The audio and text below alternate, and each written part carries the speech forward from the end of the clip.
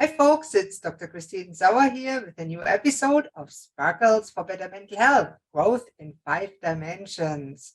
And today I have a very special guest for you. Her name is Lois Koffi. And Lois, I have known her for a while because Lois is a transformational speaker, a trainer, a coach, and an Ironman triathlete. Wow. And you have coached thousands, I think over 20,000 people in business and in healthy lifestyle since 2000. So that's for over 23 years. But you're still a young lady. So Lois, tell our listeners all about how did you start becoming a coach and why are you doing what you're doing? Oh my gosh. Well, thank you so much. I have to tell you a funny story. It's like I am 45, and ultimately I joke that last year during the whole pandemic up till now, I had my midlife crisis, and I actually finally figured out what I want to be when I grow up. So we'll cover that later. But I started out, didn't plan on it being a coach because I was actually in real estate sales at 21 years of age. I landed in real estate after kind of getting jaded by what I studied was broadcast journalism. And as a woman wanting to do sports broadcasting, there was a lot of sexism. There was a lot of unhealthy components in that industry. And I was already a marathon runner at that age. And so I was running all the time. And my gym said, "Hey, Lois, you're really good at this running thing. And we need a running coach to start our brand new running program." And I'm like, but I'm not even certified. And they're like, "We don't care. You've run marathons, you ran Boston. We think you know what you're doing." And so that was when I started my humble beginnings at age 22, was being a running coach. And then when I was in real estate, I just love teaching. I love coaching and encouraging people. So sure enough, within the first couple of years, I got asked to be a trainer / like mentor coach inside the real estate industry. And I just fell in love with it. So basically that's where it all began. And I've evolved many different times since then. And now up to today, being a transformational coach, microdosing coach, and really getting more into the mind, body, spirit coaching. So that's the Cliff Notes version of my journey. And I've done sales coaching. I had a personal training studio. I did a lot of healthy nutritional detoxes, cleanses, and a whole myriad of things ever since the year 2000. No, that's amazing. And I know your newest thing and what we are talking about is microdosing, the whole thing about ayahuasca and all those psychedelics. Tell us about that. What's your experience with that? Yes, and I'd love to be a light and bring awareness to it. I'm definitely an advocate, but I've also seen the good, the bad, and the ugly. Long story short, when the pandemic hit, I did what I always do. I pivoted well, and I got to $20,000 to $40,000 a month as a sales coach online, never having had an email list, never had a podcast, never even really cared about my YouTube channel. And I was able to pivot within 6 months and get to that level. But I was so unhappy. I was so dead inside. I had lots of friends die. I had my brother, my mom died back to back at the beginning of the pandemic, not pandemic related. My father had already passed, and I was just a walking wounded soul. I wasn't happy in my marriage. And I found a spiritual mentor who just came out of the blue. I think, again, everything happens for a reason, a divine appointment. And he wasn't even in plant medicine, but he said, his guides channeled through him to say, "Lois, you got to do some ayahuasca, some psilocybin, do something, because you are so stuck in your head. Your heart is just like a brick wall from all this trauma, all this pain." And I've never ever did drugs in my life. I never even smoked cigarettes, and never got into cannabis or anything like that. And I was just so open that when he said that, I was like, you know what? I know a mushroom shaman. Never understood what he did, but I called the guy and I started with a microdosing walk. So what microdosing is like 100 to 200 milligrams. And I think that day I did somewhere around 300, 400 milligrams. And the shaman took me on a nature hike. And I just really, for the first time in probably a couple decades since I started running, I just actually really looked around and I just enjoyed my surroundings. But I was also glad he was there with me, because it also started bringing up some stuff about my mother wound and some painful stuff. And he actually helped me process that. And that was like, all of a sudden I realized, wow, there's so much more I've got to do. So then I started doing deep dive work. So what that means is, instead of small microdosing, I did the heroic dose, with 4 grams of psilocybin with that same shaman. And again, I cried and I cried and I cried. I had a connection with my brother who had passed, who had died of alcoholism. And here I was, a binge drinking workaholic, thinking I might end up like him. And I got to feel him. I got to talk to him. I even could smell him under the heroic dose of the medicine. And that's where it all began. And I, of course, was already starting to think, wow, if I had had this years ago, I wouldn't be a binge drinking workaholic. You know, therapy wasn't working for me. Grief counseling wasn't working for me. And so it was really, for me, a life-changing experience. And I also sat with some really scary groups, some not so great shamans. I had some really terrifying re-triggered traumas, and my mental health was a little off kilter at times because of that. And then I went and found the right groups. I had the right safe container and support and protection, because when you're into medicine like that, the veil is very thin. And there are dark and light forces. And so we've had, I don't know how much you want me to share, but we've had some scary experiences. But then, of course, when I found the right group and the safe container, I just kept unpacking. And so fast forward to today, I'm as of this morning, I weighed myself, I'm 31 pounds lighter. I'm no longer a binge drinking workaholic. My marriage is in total bliss. I understand my shadows, my fears. I was really shutting down a lot of those emotions because of my good girl perfectionist syndrome and all the things that the medicine showed me. And then along the way, I decided to become a microdosing coach, because I was referring a lot of people to my shaman and a couple other sources, but they weren't getting really good results. They weren't getting lasting changes and results because they weren't doing it with the help of a guide. And so in September of last year, I started becoming a microdosing coach to guide people mentally, physically, and spiritually to connect with the medicine. And of course, my sources are really, really good, solid sources. You got to get it from a trusted source. And of course, now there's a whole movement around it. So I feel like I'm in the right place at the right time, because I also have had some scary experiences with even just microdosing. So I really am sharing more and more of that vocally. You know, Lois, I'm very happy for you personally that you had that good results.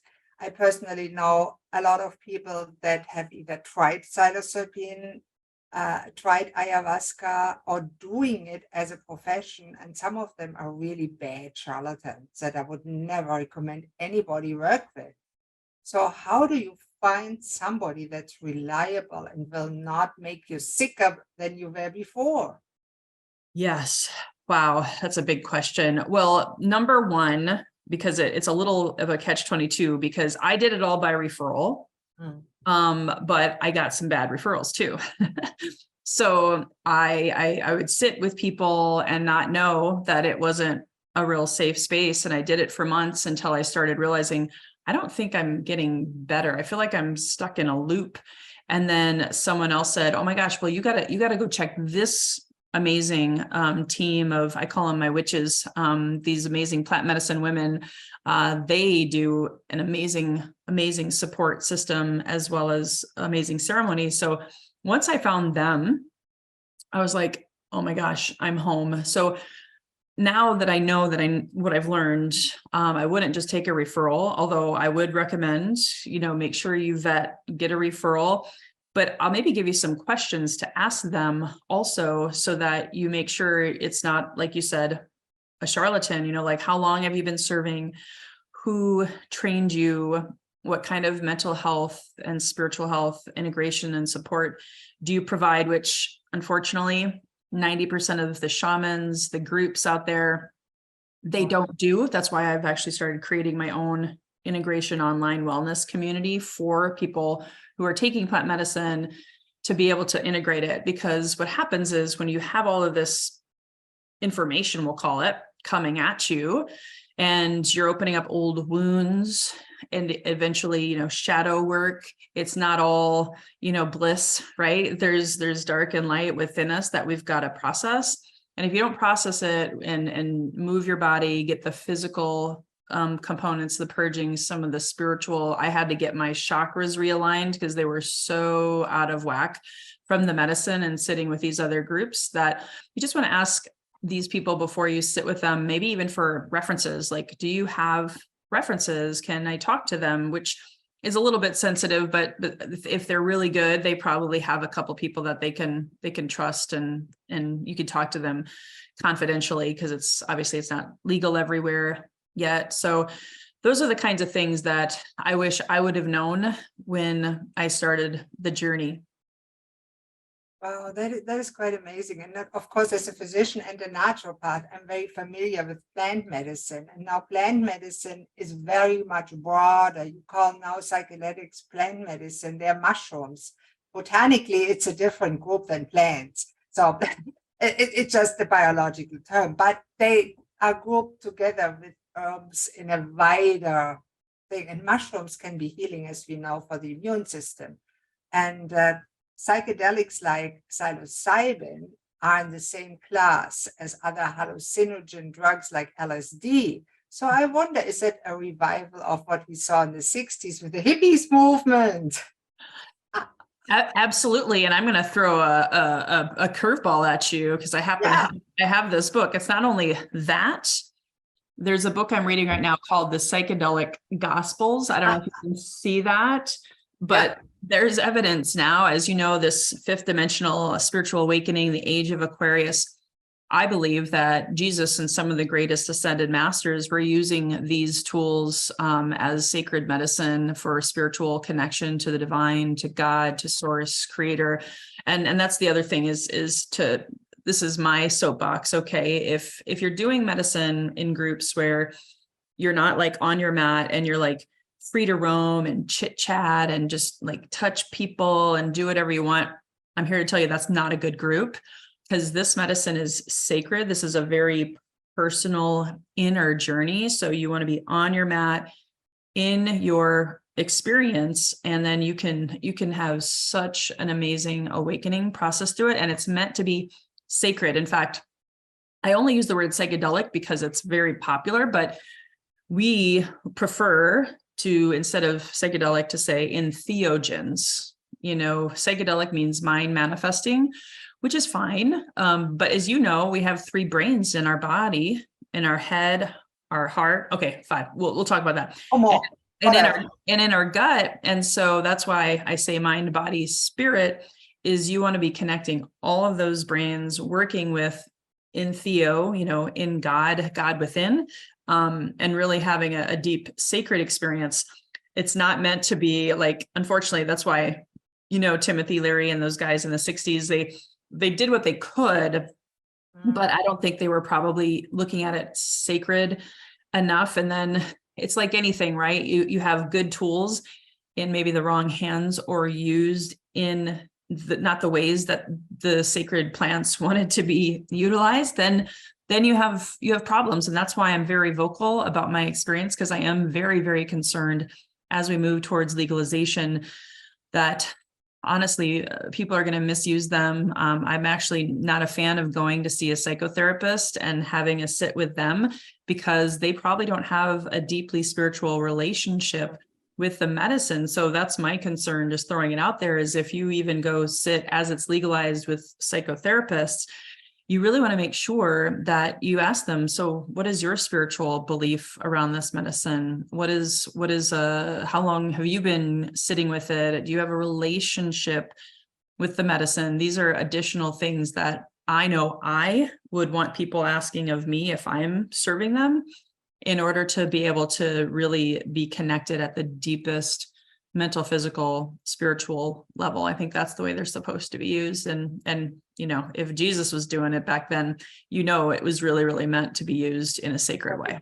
We will never know that for sure, but it is a possibility, because really all spiritual traditions of all times have had traditions where certain specialty people that were highly trained and very responsible have led certain people through experiences like that. And the danger is when everybody in every stage of life now thinks it's like smoking a cigarette or having a glass of wine. It's way different. It's way more dangerous. Yeah. And I know myself, I'm not a fan of modern psychiatry and all those drugs, because what they do the opposite. They dull you and cut you off from a spiritual experience. I've Yes. took them. I know how devastating they are for your mental health in the long run. They can be very good on the short term to just keep you quiet and calm. Yeah. But on the long term, and I'm very concerned that they're now giving it to children. That is so sad. Now, on the other hand, psychedelics are not for children either. Those drugs, those medicines, those like the mushrooms, they are not for children. They are for people that are a little more evolved and only under the guidance of somebody that really knows what they are. And it's a very highly powerful medicine. And so really it should be on prescription of a shaman only. Yeah, a trained plant medicine person. I will say a shaman is a little bit of my husband's a shaman. He's an African shaman, and there are some really, really bad shaman out there. So just also throwing that out there is buyer beware. The same as with coaches. There's miserable coaches and there's great coaches like us, but there is coaches, when you look in their background, they have no background at all, or they're marketers only without anything else, and then they want to talk about something else. Sorry. You have to have some credibility, and it's a buyer beware, like everything. And when you go shop for a car, you do your research. Do your research before you endanger or help your mental health too.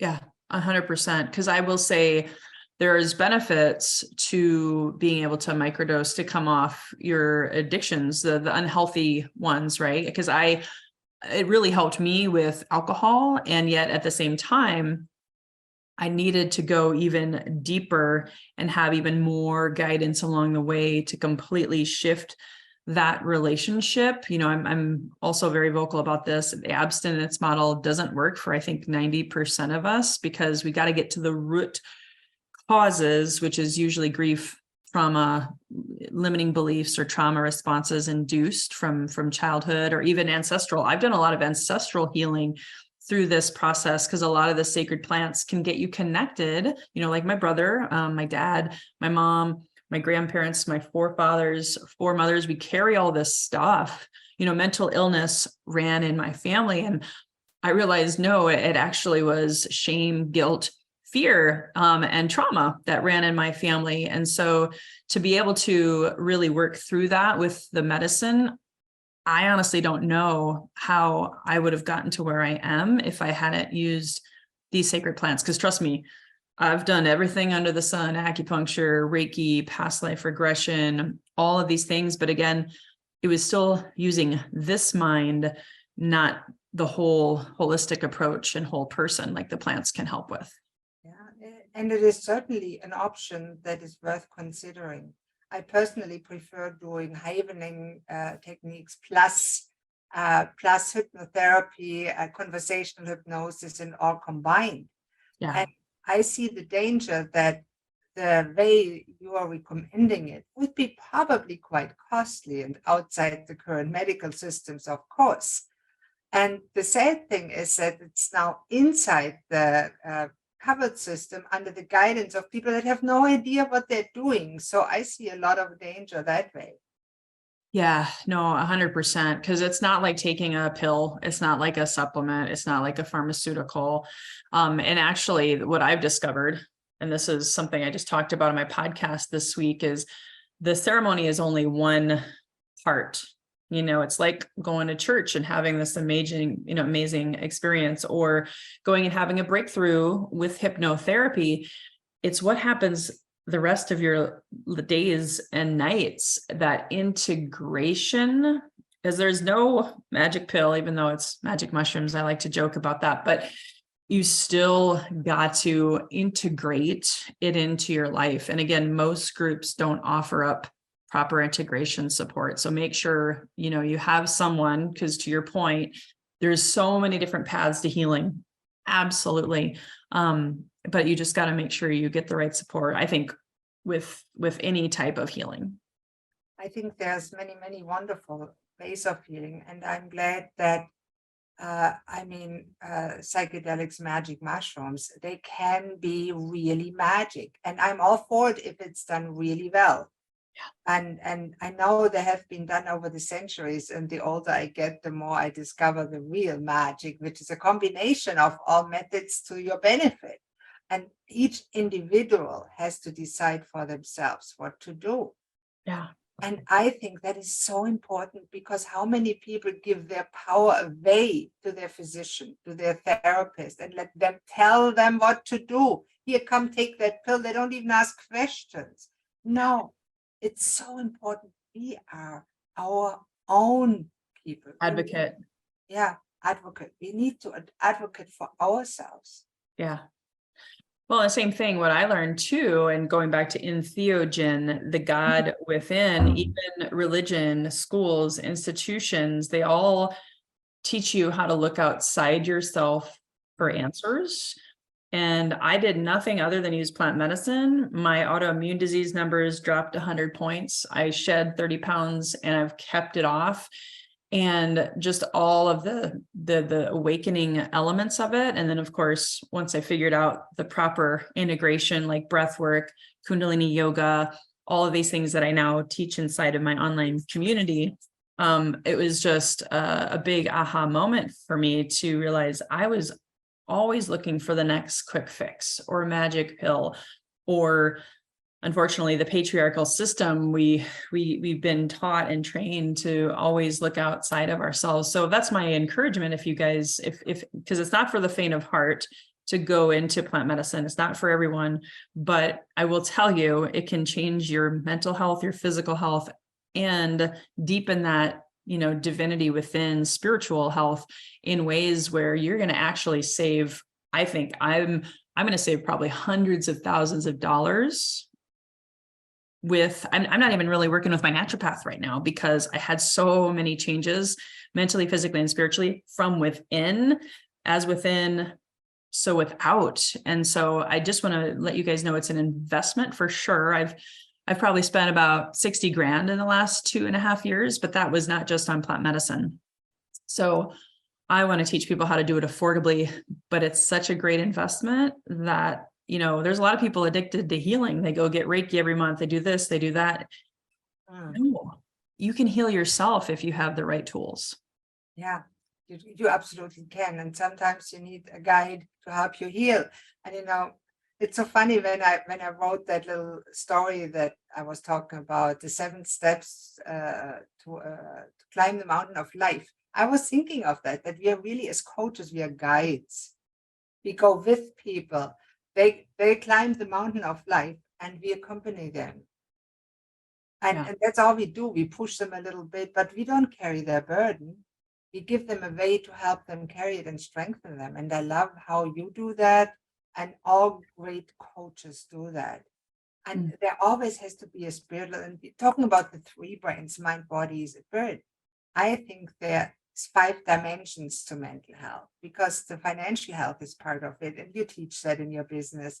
The social health is part of that, the relationships. You can, of course, sum it all, but I like the pentagon image a little bit, and it's all a personal preference. But I love it. it's really important. So when somebody considers using what you call plant medicine, psilocybin or psychedelics, we're talking about the same thing, magic mushrooms. Yeah. For the first time, what should they do? First, how should they go about finding someone that is knowledgeable? Yeah, wow. Well, it's a little bit dangerous. There is a wild west of plant medicine, and there's a lot of people jumping on the bandwagon. So obviously, selfishly, I'm going to say, please talk to me. I do free consultations and can help you self-discover in literally 20 minutes if this is the right path or wrong path for you, or the right time or the wrong time. So make sure you find someone who's I've sat over 50 times and been microdosing several months off and on. And so really, really make sure they have a lot of experience and that they too have a mentor and that they too are still on their healing path. No guru or, again, that whole kind of dogmatic approach. I have all the answers because I'm still healing in my own ways as well. So those are just some things to think about. Don't just, I wouldn't recommend Googling, but if you literally are afraid, because some people are afraid to talk about and admit that they are looking into this. And so you could Google, reach out to me, but find out if you have a trusted friend who's maybe been talking about it, and ask who are they working with. And again, if they're not working with someone, don't follow that path because it can cause some scary experiences, even with microdosing. I do understand that MAPS, it's a great organization. You can go Google Maps, and there are a lot of really, really good therapists and coaches through MAPS. They actually have a coaching program also. I can't say that I've used them, but I do know some chiropractors and different healers in the space have gone that path. But also maybe read some books on it first. The first thing I did was How to Change Your Mind with Michael Pollan. That book actually helped me, instead of asking again all these other people who may have had good or bad experiences or doing it on their own, because it's not a do-it-yourself thing. That book actually really it just hit me in the heart. And I was like, okay, yes, this path is for me. And then I was able to find someone. LinkedIn might be a good source, possibly, because I'm on LinkedIn as a microdosing coach. So you might find someone, but again, to figure out if it's right for you, I'd really recommend that book. There's also the documentary Psychedelica on Gaia.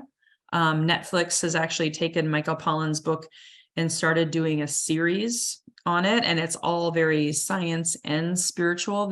They bridge the two worlds, which to me is a beautiful thing. Yes, absolutely. Yeah. So those would be some really quick resources and references. And of course, I'll give you my website where I have a free consultation booking link as well. And it will be in the show notes for the audio version, and it will be under the video on YouTube.